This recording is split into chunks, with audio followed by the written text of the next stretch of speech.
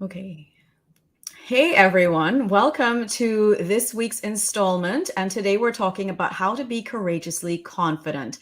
And I am joined by Dr. Brandy Stamper, a mom of two wonderful children, devoted wife to her soulmate, educational leader turned success coach. She's from North Carolina and she enjoys living life to the fullest and cherishing every experience.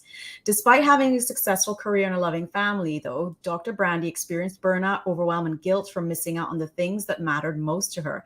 And through trial and error, she discovered the secret to achieving balance, fulfillment, and an authentic life. Now she is a professional development and success coach. Dr. Stamper is helping high achieving women become unstuck and take back control of their careers and lives. Through her work, she works with clients to achieve their goals in a way that feels authentic, fun, and sustainable so that they can expand their income and impact without compromising who they are or on what matters most. Oh, wow. Dr. Brandy, so excited to have you here. Thank you. What a wonderful introduction. I really appreciate being here. So excited. Yeah, I'm excited to hear about your story. So tell me about what you were doing. You said you were in higher education. I've got like some background. We were talking about this before. Some background about how you were in higher education for about 15 years and, working with students on developing leadership and personal and corporate communication skills. Can you tell me a little bit about, where you were and then how it led you to where you are right now? Absolutely. Before higher ed, what was really interesting is I started off in a corporate career, where I worked with a human resources firm. And the whole impetus behind that was to really optimize people where they were for their job. So that way they could go beyond whatever they wanted to be. So if they were a mid-level manager, if they wanted to go for CEO, what are the skills and pieces necessary to do that? And then I was asked to say, hey, you do really good with trainings. Would you be interested in teaching in higher ed? I was like, oh, yes, I love teaching. I love interacting with people. And what better place to go where young adults are getting ready to start their career. So I was doing that and I loved it. And in the process, I continued to work up the higher ed ladder from getting my PhD and all those pieces. And it was a really, really fun and enjoyable experience. But then I pushed myself so hard because I'm a high achiever. And I got to the point where it was just, I wasn't fulfilled anymore. There was something kind of missing. And I couldn't quite put my finger on it until I had some self-reflection and really got into what fulfilled me. What did I enjoy? What was I missing from where I was? And so I found that. And after going through that burnout, overwhelm piece and figuring out what was for me, that's where I really came into becoming a development success coach, because I love seeing people get what they want in a way that's authentic for them and being able to take something to the next level. And I really enjoy seeing that. And I think part of the reason why I got so burned out from higher ed is because I couldn't see that. They could get started in their career, but I couldn't see them continue to propel. And so here in this work, I get to see my clients just make this amazing transformation from point A to point B. It's phenomenal. So it's really, really fulfilling for me. And so that's a little bit of me, where I came from. I love that. I love that it sounds like you've always been so generous with your energy, with your time, and wanting to see people really flourish and become the best that they can be. And now you actually get to see that whole life cycle of where they end up, and you're instrumental in making that happen for them. If I had a question for you, I guess like we talk about being courageously confident, right? So now that you've taken back control of your life, where are you showing up in your life as being courageously confident? Because now you've got your energy back. Like, what does that mean to you? Yeah. So such a good question. A number of different things come up, but the first one I think that was really a hard hitter for me was being present for my family. That's when I really noticed an issue for me was I wanted to be so good in my career and do all the things that I really missed out on being there for my children. Like, I was there, I took them to school, we did homework together, but there would be times when they're out playing and it's the most beautiful time to watch, where they go and pick a flower for me and be like, look, mommy, I have this beautiful flower. And I'm on my phone trying to answer an email for a student because I want to serve that student. And then that's when it hit me. And my daughter was like, mommy, I have my flower for you. Here's your flower. And I was like, oh, wow, we are engaging in something and I'm not even part of it. So that's why I was like, okay, I need to take a step back. And so part of being courageously confident is being one, real, conscious, and authentic as to who you are.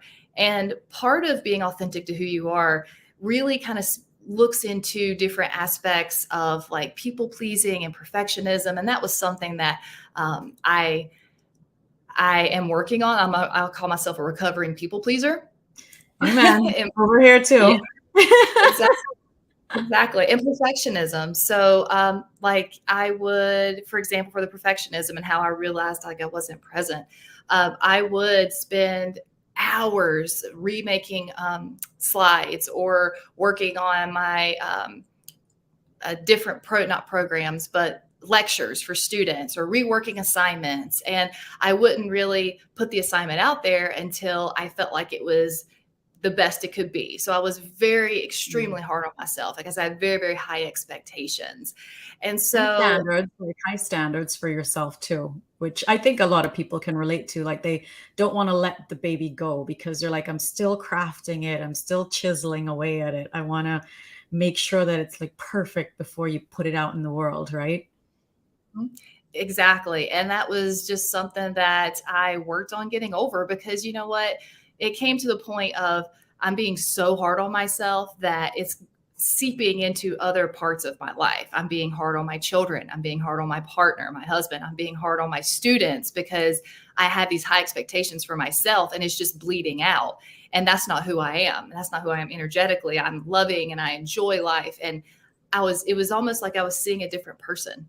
Right. Mm-hmm. And so really reining that in and being like, okay, when it comes to putting out something, right? Progress, not perfection, right? Because no one's perfect and that is okay. That's what makes us beautiful. It's what attracts people to us because we're human, right? And like what we were talking earlier, being human's underrated. And we really, as a society, should get back to that, right? So it's this idea, you know, if imperfect action's better than no action at all, because you are going to make 100%. Yeah, yes. 100%. I think there's so much pressure on people these days to show up being like, well, I know from my experience in corporate and in investment banking, weakness is just not allowed. Like you're not supposed to be perceived as having a bad day or not being able to cope. And you tend to say yes to things that you really should say like, hey, when do you actually need that by? Because my plate's full right now and I can get to it at another time. But no one teaches you these things. So people erode your boundaries because you don't have very strong ones to start off with.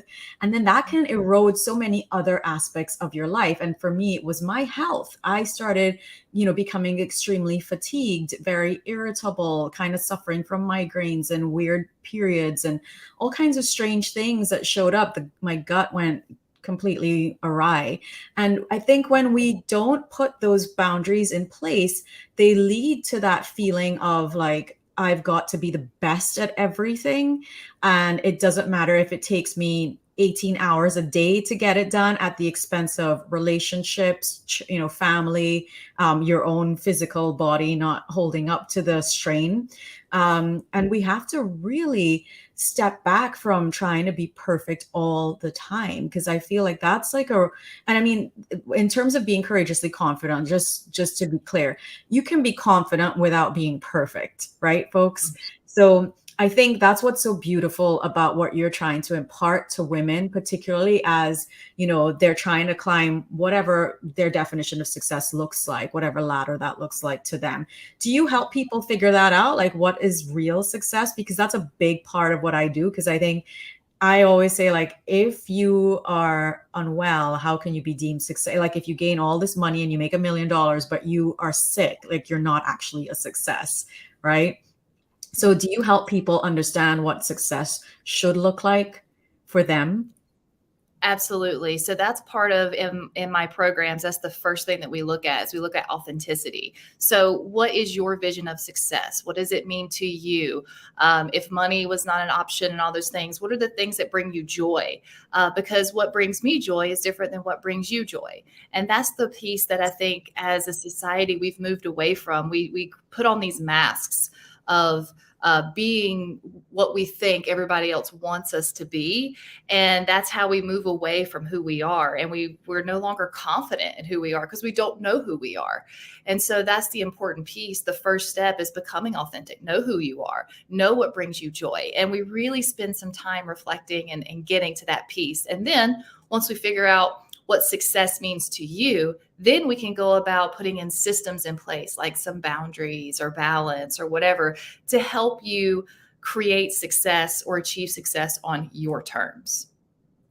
I love that. It's so powerful and life-changing because when we actually get to know who we are and what we value and where we want our energy channeled, so many miraculous things can happen. So many more doors actually open up because then you do have energy. You're not burnt out. You're not frustrated. You're not frazzled. You're not, taking the entire weekend to recover because you're so, exhausted from overextending yourself. So the fact that you suddenly have like this energy to be able to engage in life again and to connect and have meaningful experiences with the people you want to be around the most. I feel like that to me was like the biggest game changer once I restored my own health. Like I was like, oh, suddenly I have the energy to say yes to things that I actually want to say yes to, and that they're not like the last thing on my list. Because I think very often we say, well, we tell ourselves, okay, well, I really value time with my kids or fitness or whatever. But when you look at your values ladder and you compare it to where you're actually spending your time, you can really quickly see like I'm out of alignment. I'm not actually doing any of the things that I tell myself that I'm meant to be doing. I am actually spending more time serving, I don't know who, work, whatever, and not really paying attention to what my own needs are and what are the needs of the people around me that I actually do want to be around. So, yeah, your work is powerful, like really, really powerful. And your message is powerful, fun, sustainability, connecting with what's really important and what's authentic. So in the last sort of like 5 minutes that we've got here, is there anything that you would like to share that you feel like people need to hear? I mean, we've already said that progress is not, progress over perfection is where we want to be. Anything, which I love, by the way, that's like one of my favorite things to say. What else could you share with us in the last sort of couple of minutes that we've got with you today? Yeah. I think it was Sydney Harris that said 90% of the world's woes comes from people not knowing themselves, their abilities, their families, and even their real virtues. And our society has become just a world of busyness, and we have equated this idea of busyness with success. And so really what I would want your listeners to really take home or drive home is this idea of we really have to get back and connected to who we are. And if we can really figure out who we are, what brings us joy, what our abilities are through self-reflection and a number of other visioning and other aspects, it really helps us harness in our courageous, confident energy. And that puts, it just speaks volumes of you, and it puts out like this idea of love, and it's like a very positive energy to other people. And it's very contagious. Once you are in your zone of genius, or I call it like your zone of authenticity, and you can learn to be there, people are attracted to you in so many different ways, and they want to be in that energy. And then it becomes a domino effect. So it's really cool to watch, for example, my relationship with my husband. It has shifted dramatically just from me knowing who I am, what brings me joy, and doing the things that brings me joy. He actually told me about a month or two ago, he was like, it's amazing the difference of how you are. And it's not that I was mean or anything like that, but he was just like, there's just a light inside of you that it wasn't there for a while. And he says, it's just amazing to see that light. And so that's really what I'd like for your audience to take away is know who you are, figure out that authenticity, and, let your light shine and share your light with others. That's all what being courageously confident is about. Amen. Yeah. And stand in your power, because that to me is everything. Being able to stand in your power and knowing exactly like what's important to you and being able to put your focus there. Well, thank you so much. How do people get in touch with you? That's what I want to know. Like, how do they find you? How do they reach you? Do you have a website? Yes, yes. So my website is brandystamper.com, but I also would like to offer to your listeners a free balance quiz. So you can just go onto my website, brandystamper.com/balance quiz, and you can take a fun little quiz just to figure out like where you stand in terms of your professional and your work life. Does one or the other feel more out of balance than others? And then if you scroll right down there, I also have a free balance guide. So 10 strategies to help you feel more balanced in your life. But you can also connect with me through LinkedIn, or you can DM me through Instagram. I'm at Coach Brandy Stamper. So that's my little handle, if you will. But yeah, and then reach out Dr. Brandy Stamper from LinkedIn. Amazing. Thank you, Dr. Brandy. Balanced Brandy. I love it. Everybody. Yeah, isn't that cute? Like Balanced Brandy. I think we should like rename your website now. It's just like Balanced Brandy. I know. Yes. I'm going to have to redo my business cards and everything now. Everybody, thank you so much for joining. I hope you have found this insightful. I will be back next week with another incredible guest, but let's just thank Dr. Brandy for being here, for sharing all her wisdom and all her sweet, loving energy in helping you become the best person that you can be. Thanks so much. Have a great rest of your week.